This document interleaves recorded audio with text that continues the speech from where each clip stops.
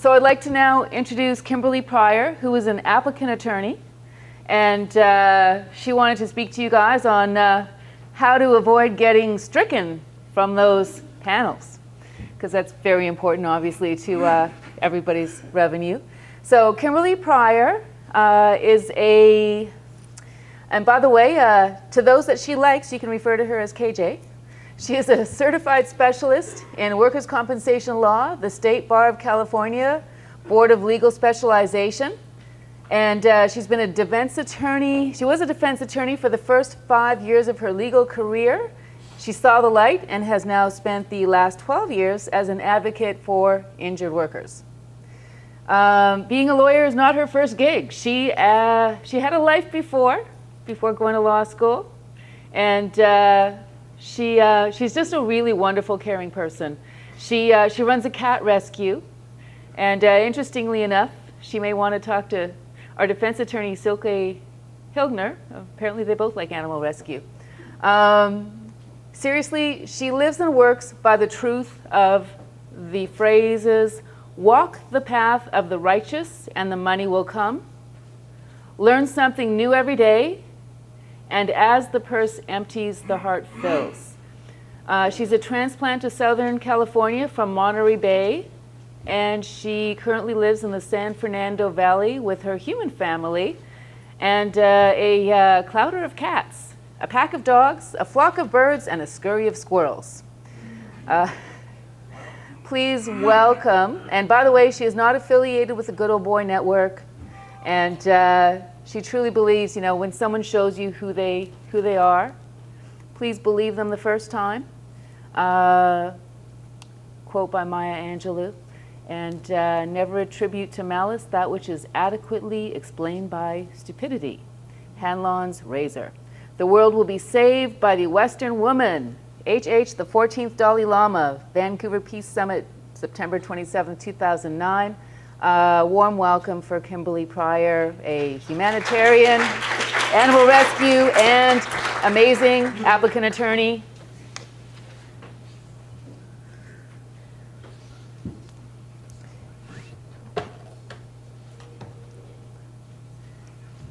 Thank you so much for being here. My pleasure. Hi there. Hi there. I have an outline of all this stuff. If anybody wants it, you can email me and I'll send you a copy because it'll give you a guideline, a guidepost on what I'm going to talk about. First of all, how many of you know what workers' compensation actually is, where it came from, when it started? Can you raise your hand? A couple of you. Okay. Well, it started in like 1914, 1913 to benefit employers so they wouldn't get lawsuits in court, as our previous speaker, with millions of dollars worth of damages. And in return, workers were supposed to receive benefits quickly, temporary disability, medical treatment, etc. Do I need to be mic'd or can you hear me? Oh, the video needs, oh, that's right, you're filming this.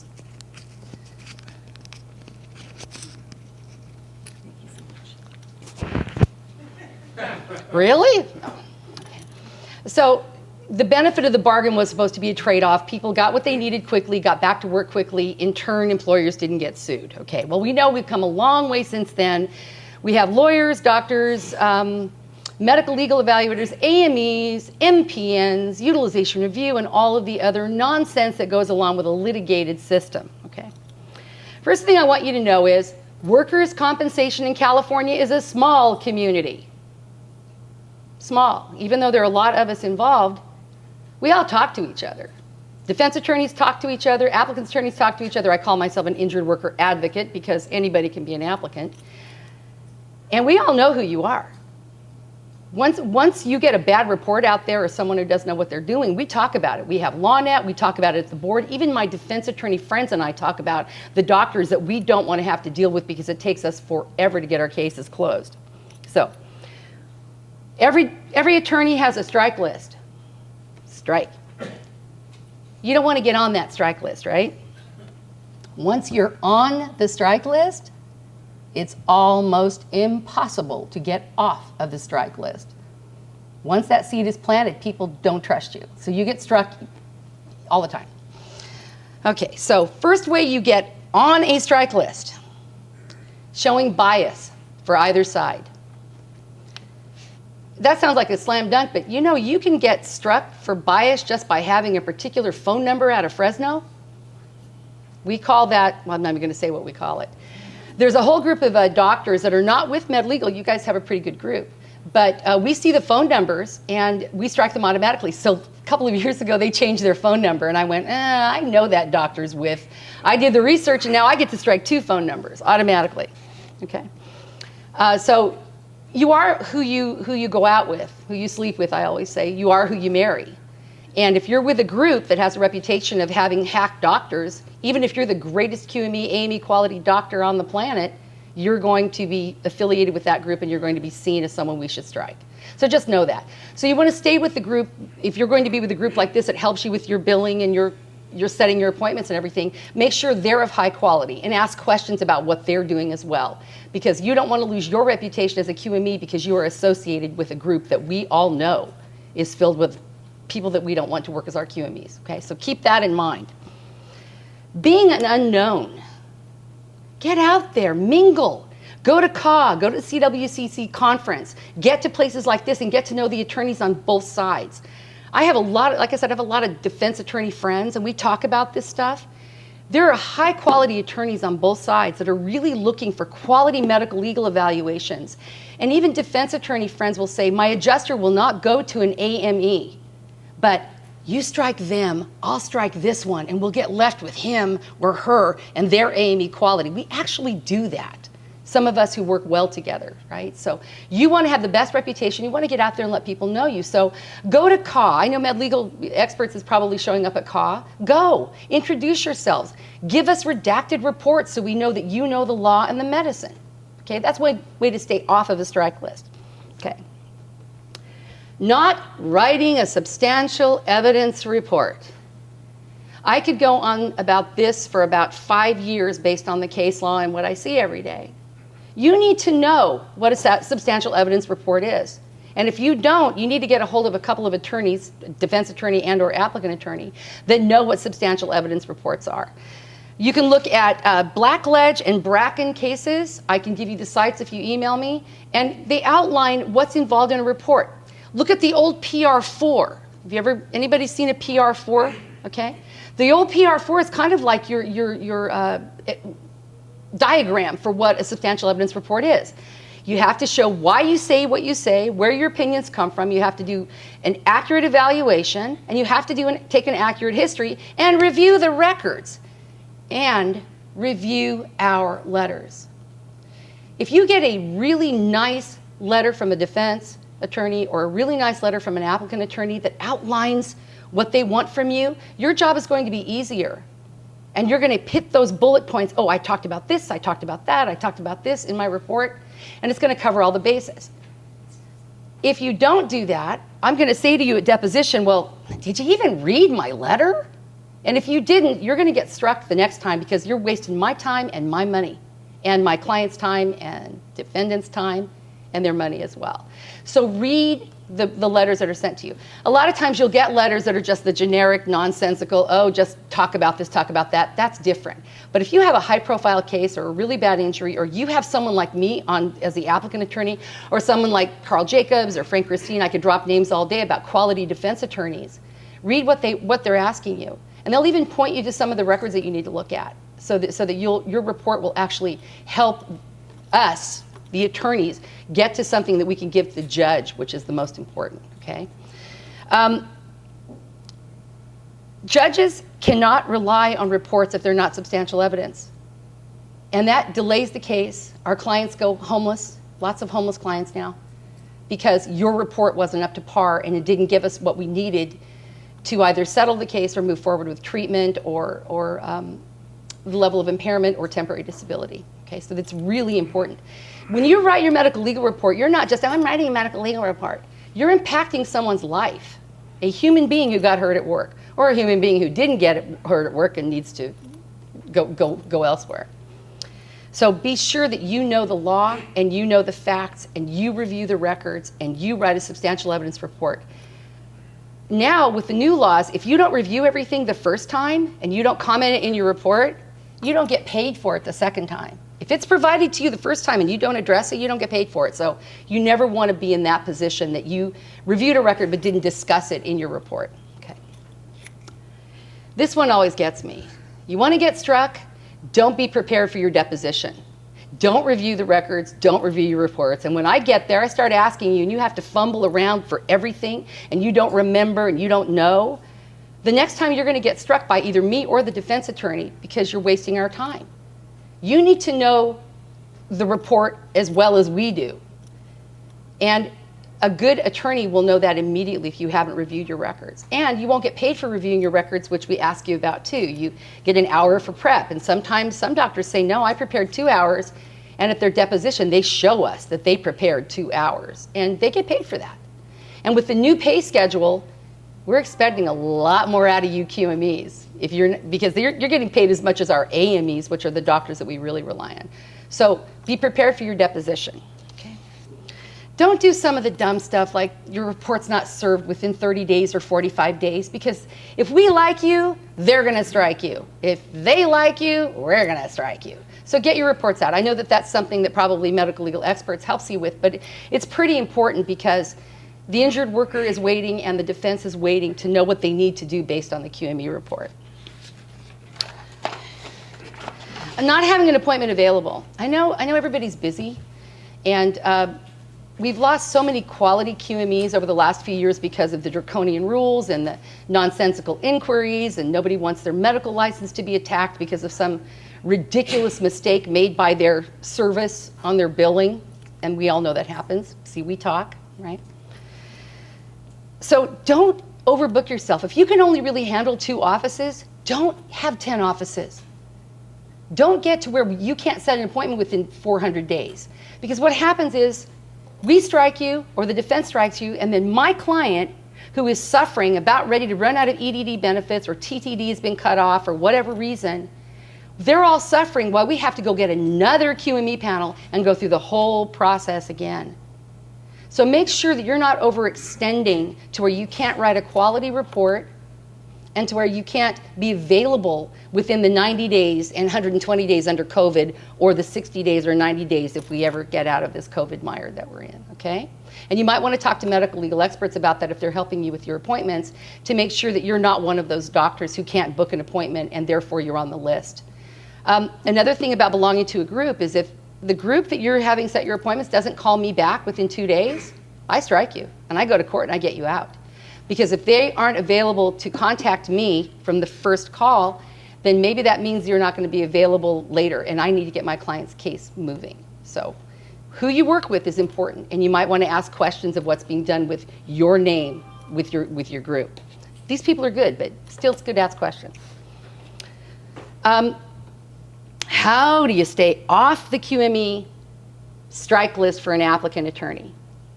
First of all, be respectful of the injured worker. I don't know how many times I have my clients call me during an exam or text me during an exam and say, this doctor is so nasty to me. This doctor is so mean to me. I don't want them touching me. I don't want them near me. A little kindness goes a long way. Even if you're going to rule against them in your reporting, how you treat them is important. Because when I hear doctors be mean to my clients, I strike them the next time because I don't want to hear it. And I don't want my clients feeling like this doctor is completely against me. That goes to the bias as well. So be respectful and tell your staff to be respectful. Injured workers are not all frauds and bottom feeders who want money from the system. 99.999% of the clients I've taken in over the past 12 years as an applicant attorney are all just people like us who want to work. They want to get better, they want to get their treatment, they want to be treated with respect, and they want to go back to work. Very rarely have I ever had an injured worker say to me, oh, I just want money. They don't. And keep that in mind when you're evaluating a worker. How are you going to help them get back to work by writing that substantial evidence report?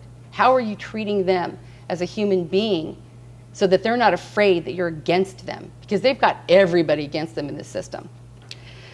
You know, treat the injured worker like you treat one of your regular patients. Now, if you're a nasty doctor and to your regular patients, I don't know how you keep them, but maybe you're in some HMO where we don't have a choice, I don't know, but how would you want to be treated if you went to the doctor? There's no reason to be rude, and don't be biased against them just because you think that they got hurt at work and somebody told you all injured workers are fakes. There's 100 times more employer fraud than there is employee fraud. Just putting that out there for you, and a judge told me that, so. Okay. Defer to specialists. Now we're talking about applicants' attorneys, me. If I tell you in my letter, this is on the application, this is on the claim form, they're suffering this, this, and this because they've been on medication for 5 years, and you're an orthopedist, don't tell me you can evaluate them for internal issues or cognitive loss due to Norco use, because you can't. And I'm going to come to deposition with the medical treatises in my hand, and I'm going to make you look like an idiot. And nobody likes that. I don't like to be made to look like an idiot, and I know nobody out here does. So it's really important. If there are issues outside of your area of expertise, don't be afraid to say, hey, look, I defer on those issues because I'm an orthopedist or I'm a neurologist or I'm a psychologist, and they're telling me they have this issue, or I read this in the medical reports. I got an Q.M.E report recently that said, look, this is not industrial, but I think this person may have thyroid cancer. They need to see their doctor immediately. Now, the doctor didn't have to say that. That's not part of the medical legal evaluation, but it's certainly part of a medical evaluation.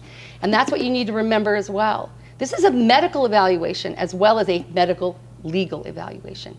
So if you see something like, oh my goodness, we need to get this person into a different kind of doctor. It's not comp, but they need to see their doctor. Don't be afraid to say it. I had one client who was saved because they found colon cancer on his MRI, and it was little. He didn't even have to go through chemo or anything. A little bit of radiation and a little bit of cut and snip, and he was good to go. Having a back injury saved his life because the doctor saw it on the MRI. So think of those things as well. Can it be called to the attorney, or do you write it in? Write it in the report. Say, look, I'm a doctor first. Aren't you a doctor first? Yep. You got into this medical legal, yeah, I can make a little money, I can do some work, I can learn the AMA guides, yay. But you became a doctor first. You spent your entire youth in school to be a doctor. You're a doctor first. You're a medical legal evaluator probably third down the road because you probably have a family and maybe even a dog you like, right? So down there somewhere is a medical legal evaluator. It's very important to the people you're working with and the injured worker, but you're a doctor first. And if you see something like this guy needs psychiatric help, I don't know if it's industrial or not because I'm not a psychiatrist or a psychologist, but they do, so get him now, right? That gives me the knowledge that my client needs saving. I mean, like she said, I really care about people. I don't make a lot of money. I only take by referral. I don't advertise because I care about the people behind the injury and how this is affecting their lives. So you as a doctor, you have a lot of power, and you can really help people through the med legal system just by calling it as you see it, what it is, okay? Doctor first, Q.M.E. somewhere else. Okay, understand the difference between a medical exam and a medical legal exam, which kind of goes against what I just said, but it's still the same thing. There are a lot of laws and rules involved with being a medical legal evaluator. Learn them. So when I come to a deposition, I don't have to explain to you what a compensable consequence injury is. As a Q.M.E. that I'm not only getting kicked off as my panel Q.M.E., but also turning him into the DWC medical unit for telling me that if it's not in the guides, it's not valid. If it's not a primary injury, it's not in the guides, it's not compensable. Argued with me at deposition. Don't ever do that. Tell me I'm wrong, that's okay. I love a doctor who puts me in my place. But don't argue with me a point of law and tell me that you think you know and then make a fool of yourself. And that's what this doctor did. He had no idea what I was talking about. He said that the fact that my client had stomach issues and bowel issues from using a pain medication for 5 years was not compensable because it wasn't a primary complaint when they filed the application. And I'm like, okay. And he says, well, I've been a Q.M.E. for 10 years and I've never had anybody ask me this before. And I'm like, really? Really? That can't be true. So know that a good attorney, a good defense attorney or applicant attorney is going to call you on your stuff because they're going to know. And they're going to know if you know the medicine and the legal aspects. Dates of injury, all kinds of things like that. You may not need to know it as the Q.M.E., but it's good to have a general idea of why you're here. You know, what's the legal aspect of why I'm here? Take all the classes you can get. I've been doing this for a long time. I take every class I can get. I go to all the CAW conventions, I take things online, I read the medicine. In my briefcase, I have all of the crib notes, the little pamphlets you get on where the nerves go and the orthopedic terms and all that, even though I'm not a doctor. Do that too. Learn what the legal aspects are as related to being a Q.M.E. You'll be better for it, you'll understand the process better, you'll understand your role in the process better, and you'll look really smart to us lawyers. Like, you know, when you have a lawyer come in and they know some of the medicine, you go, oh, so you aren't just here for the money, you're actually trying to learn the medicine. And that's something I do at deposition. I always want to learn one thing from a doctor. Ask Dr. Hyman, I always say this. When I depose you, I'm not just there to make your life miserable. I want to learn something from you. You have a font of information and great knowledge that I don't have.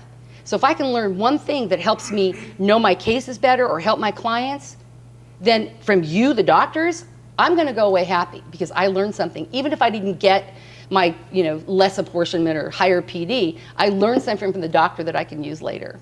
Okay? Don't be afraid to tell the truth, but don't be venomous in your report. And I can show you examples of this where a doctor would say, well, I question the injured worker's credibility, or based on this record, I would think this is the truth. But I've actually had them go, oh yeah, right, like, yeah. You do that to an injured worker, and we're never gonna use you again. When you show venom, like you hate them because they're injured at work, even if you think they're lying, don't show it in your reports. Be that professional, and write the report like a doctor would. And you can always say what you really think, but you can do it in a way that is respectful and not judgmental. Many, many doctors think automatically that injured workers, as I said earlier, are liars and frauds, and they're not. And they may have a different perspective on how hurt they are. We're always trying to ease them back to being less hurt. I'm always trying to get my clients to, be less hurt. Don't act like you're iatrogenic injured. Become a better person, and a better person meaning more healthful. But when they get nasty words from a doctor, it breaks their spirit. And a lot of injured workers don't even really want to move forward. They really don't know what to do. So you're not helping if you're not respectful in your reports. But always tell the truth, because if you don't tell the truth to me, for my side or for defense side, we're going to know, and that's another way you're going to get struck. For the applicant's attorney, perform the Alvarez-Guzman analysis. Everybody knows what that is, right? Okay? So do your 4 corners of the guides, directly to the page, chapter, table in the guides. But if you think that the impairment is not accurately reflected by that AMA guides table, then talk about it. Know the guides. The guides are just guides. They're never supposed to be used for work injuries. Why we're using them for work injuries, it's all political. But your job under the Alvarez-Guzman line of cases, and your job as a true medical legal evaluator, is to look at the person that you're evaluating and determine whether or not that actual chapter reflects their true impairment. And if it doesn't, you find something that does. If this was your family member or your friend or your patient, what would you say about their disability and their impairment? And what parts of the guides would you use to do that? That's imperative. And if we see you don't do it, we're going to come to deposition and we're going to break down the guides for you, and we're going to get you to talk about it, because it's important to our clients that impairment is reflected accurately in your report so they get the benefits that they are due under the law. This is a benefits delivery system. It's not an insurance company system. It's supposed to get things to people who need them. Alvarez-Guzman. Okay, understand the principles of apportionment. Apportioning to injury, apportioning to risk factors, they're all up in the air politically, but understand why you're apportioning. If you just say, well, they're 54 years old and it's 50% because it's degenerative, and this person was a bricklayer and a jackhammer operator for 30 years of their life, are you telling me that that isn't because of their work? You're just throwing 50% of their impairment away? Based on what? How many MRIs did you see from 20 years ago that would substantiate that opinion? Under the copying case, K-O-P-P-I-N-G, if your apportionment scheme is not supported by the actual medical, it's thrown out. So you just wasted your time, and you've lost credence and credibility in the eyes of the injured workers attorney, the defense attorney, and the court. So be able to substantiate your apportionment opinions. Something that a lot of defense attorneys don't want you to know is that a finding of no apportionment satisfies the statutory requirement. You don't have to send it out to some other doctor to find apportionment if there really isn't any that you can find. You just have to substantiate that as well. Case in point, young woman was molested when she was 5 or 6 years old. Went through her entire life, got all the therapy, became a wife and a mother, had a great life, outstanding citizen in the community, and then she got hit by a bus and now she's depressed. Would you apportion any of her current depression to what happened to her when she was 5 years old? Some doctors do, 50%. You know, and we say, oh, no, you don't. And I stop and I go, really? Where's the medical on that? So know when you're doing an apportionment scheme that you're basing it on things that you've seen in the medical record, your examination of the patient, and your own thoughts of how this should work, right? If somebody had a crushed spine 5 years ago in a motor vehicle accident, and now they have a little bit of, pain in their back, well, of course there's going to be apportionment. We know that, and we don't like it because of all the other case law preceding this, but we know it's there. So just be honest in your opinions, and don't try to impress the claims adjuster or impress the applicant attorney. Tell the truth. When you tell the truth, I can tell the truth to my clients. I can say, Dr. Sampson is a really well-respected doctor. His opinions are really, really respected by the court and by all of us, me, the defense attorneys. So if Dr. Sampson says, this isn't really what's happening to you and this is, you can believe them. This gives me power over my client to convince them that maybe they should take the settlement that's offered because you have credibility as the doctor who's evaluated them. Okay? Now, most important, do not believe everything the defense attorney tells you. Okay? Right? There's a lot of nonsense out there. I hear nurse case managers and defense attorneys or claims adjusters before I'm on the case tell my clients all kinds of stuff, and then I read a letter saying that is poppycock, balderdash, and hogwash, or heifer hockey as I like to use. Don't believe everything anyone tells you. If you got a question, reach out to a defense attorney or an applicant attorney that you respect, and they'll tell you the truth. This is what the law is, or this is what is really happening here. And don't be afraid to reach out to those people on cases they're not on, of course, but out there. Because there are great resources out there in the legal community. Then we really want to help the Q.M.Es be better at what they do because it helps all of us. So don't be afraid to reach out. Go to the CAW convention, and I didn't even say this in the beginning. My opinions do not represent CAW or any of the committees I'm on or my position as chapter president. These are all my own opinions based on my 18 years of suffering as an injured worker advocate, okay? So know that. But I'm a real strong believer that the more you know, the more beneficial that is to everyone you encounter. Now, how does a Q.M.E. stay off the defendant strike list? Do everything the opposite of what I just told you, right? Find 0% or 3%, apportion 90% to age and, whatever. No, seriously, a good defense attorney, and I'm not talking about the billing mills that we all see that write the crap letters and depose you 5 times over nonsense. I'm talking about a good defense firm, and I can give you a list if you call me, who the ones I really respect are. They want what we want. A well-reasoned, substantial evidence medical legal report addressing all the issues raised in their cover letter that the judge will be able to rely on if the matter goes to trial, or that we can use to push each one of our clients into settlement. Because defense attorneys want their cases settled too. Be a star CNR, that was my term as a defense attorney. They want their cases closed. And the better your reporting is, the easier it is to get the cases closed, the better you're going to look to everybody, and the less likely you are going to be struck by a defense attorney or a claims adjuster. Okay? And lastly, don't believe everything the applicant attorney tells you either, including me. Even though I would never lie to you, there are a lot of applicant attorneys out there that don't know the law, they don't know the medicine, and they're going to try to fill your head full of hogwash. Learn the stuff, ask the questions. Okay? Call me anytime, ask me anything. If I know, I'll tell you. If I don't, I'll find somebody who does. Okay, so in summary, know your role as the medical legal evaluator, what you're there for, and why you're doing it. You are an independent evaluator that's going to have an impact on both the claims adjuster's reserves and the injured worker's life. Okay?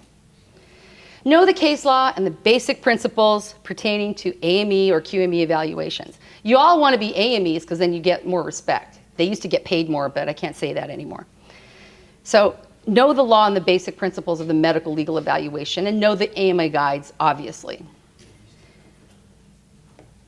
Remember, the guides are just guides. You're doctors. Use the AMA guides, but think outside the box within the four corners. Ask questions. Investigate. Don't be afraid to ask injured worker questions. Don't be afraid to write a joint letter to both counsel and say, look, I didn't get this, I didn't get that. Is there this MRI out there? I saw it referenced, I didn't get it. Please send it to me, it's important. Ask those questions. Investigate. You know, do some research on your own about something if you've got some new thing that the treating doctor is talking about that you don't know about. Learn something new every day. Consider the person that you're dealing with. Care about them as you would one of your own patients, which means your own patients, you're going to tell them the truth too, I hope. Right? Be humble. I know y'all went to medical school, and yeah, we know the difference between God and a doctor is God doesn't think she's a doctor. We know. Right? But I have a great respect for what you do, and most of us do. But you also have to act in humility. You don't know everything. God knows I don't know everything, and I'm really smart, okay? But I know I don't know everything. And that's the key to having people really respect you when you say, you know what? I'm not sure. I'll have to research that. I didn't know that. Let me look that up. Do you have that medical treatise, Ms. Pryor? Do you have that case law? I'd like to learn about that. And then you're going to get respect from both sides because you want to know how to do your job well for everybody. Okay. Do not fear, even when somebody like me sets your deposition. If you're honorable and respectful, you'll become a respected medical legal evaluator. You'll put in the work, and you'll do good, and you do well. By doing good, you do well, right? Walk the path of the righteous, and the money comes. And you will stay off of the dreaded Q.M.E. strike list. I've got mine in my car. Thank you.